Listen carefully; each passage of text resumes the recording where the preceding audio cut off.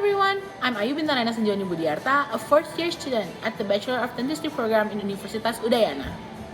I am currently in front of the old college, built in the 18th century as a part of the University of Edinburgh, miles away, counting days to be back home after a semester experiencing a life as a visiting student. Here, I took 3 courses, namely Our Changing World, Contemporary Issues in Health and Well-Being, and Mapping Health and Illness Across Societies. In this reflective video, I will cater 4 ideas: my pre-departure, my days during quarantine, the days during my stay in Edinburgh, and the post-study takeaways. Talking about my pre-departure, I will be explaining about the reason why I applied for IISMA, why I chose the University of Edinburgh, and why I chose those 3 courses. I applied for IISMA because I see IISMA as an opportunity for me to bridge myself to my aspirational goal in life.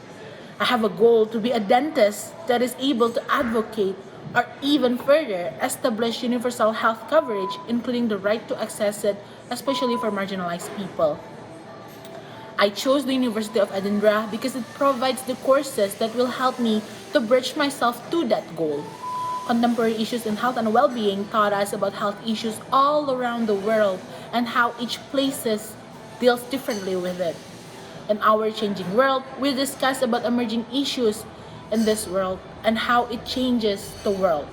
Lastly, Mapping Health and Illness Across Societies talk about how there are different approaches of health within different communities and how there are complex social determinants of health, which includes colonialism, culture, the environment, and so on and so forth. And thus this shows how those courses indeed useful for me to be able to bridge myself to that goal. Moving on, during quarantine, all the awardees had to quarantine for 10 days in a managed hotel facility upon our arrival in Edinburgh. Therefore, I underwent the first week of class during quarantine. Despite joining online lectures and tutorials instead of the offline ones due to the mandatory hotel quarantine policy, I still enjoyed the class and discussion a lot. It is always astonishing to discuss with people from different backgrounds and countries. After quarantine, we proceed to settle ourselves in our flats. Even if I stayed on a 12-people flat, which is considerably more loud than the other accommodations, I get along well with my flatmates.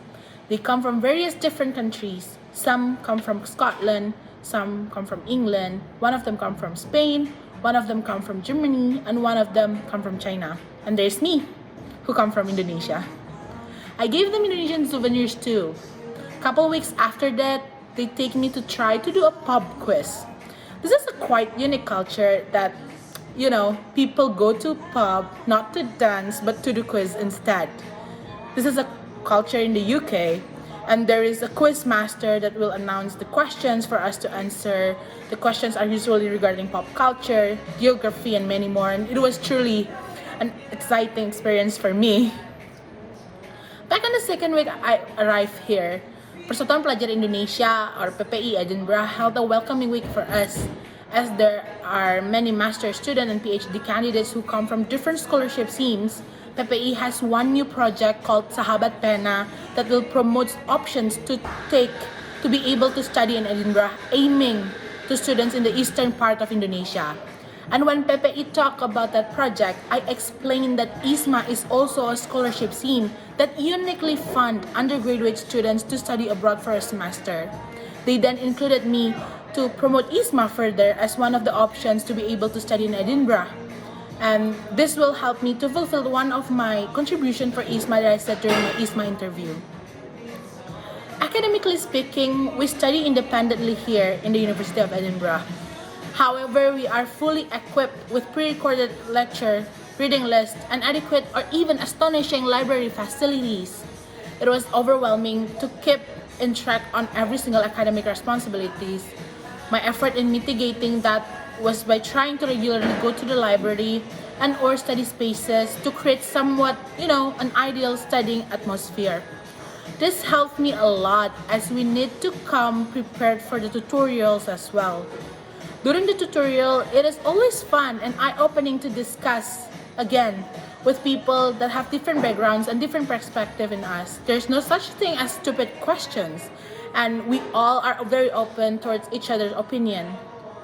On one of my last tutorial, my tutor asked us to share why that particular course is important for our future. This led us to the fourth idea that I'd like to cater in this reflective video, the post-study takeaways that I discovered here. That particular tutorial triggered me and made me realize that studying here in Edinburgh emphasized the urge in me to fulfill my aspirational goal, as I've mentioned in my IISMA interview.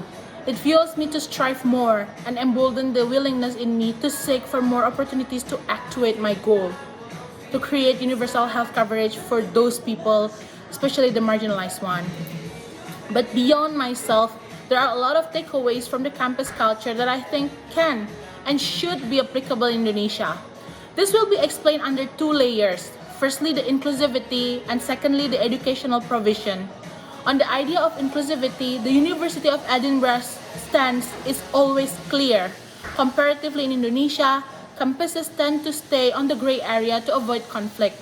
Not necessarily against them, but somewhat not supportive at all, and it is still harmful as it means campus is still complicit towards the harm that people receive due to their differences.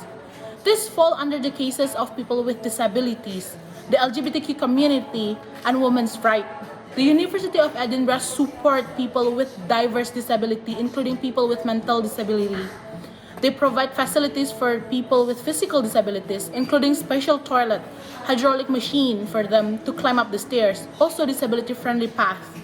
Furthermore, they provide helps for people with mental disabilities as they have student support group and have a health well-being support also. I do hope in Indonesia we can start to take into account the students' well-being, including their mental well-being. The University of Edinburgh boldly stating that they support LGBTQ community by selling out merchandise in rainbow colors and celebrating Pride Month in campus and on their social medias.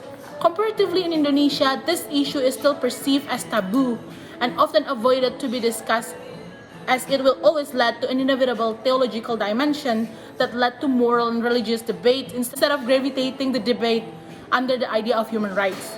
It will be hard, but I hope this kind of inclusivity someday will be possible to be applied in Indonesia.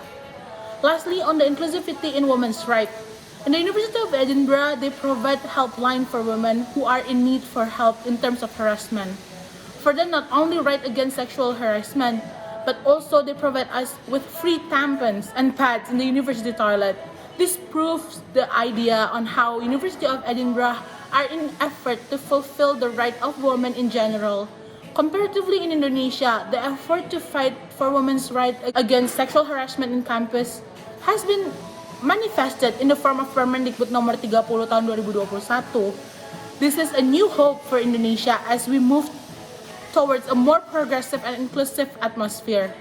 Those kind of progressive and inclusive atmosphere is essential in the field of education, as environment is one of the determining factor of students' well-being, further their academic performance. Secondly, on the layer of educational provision, the University of Edinburgh provides a lot of study spaces and libraries.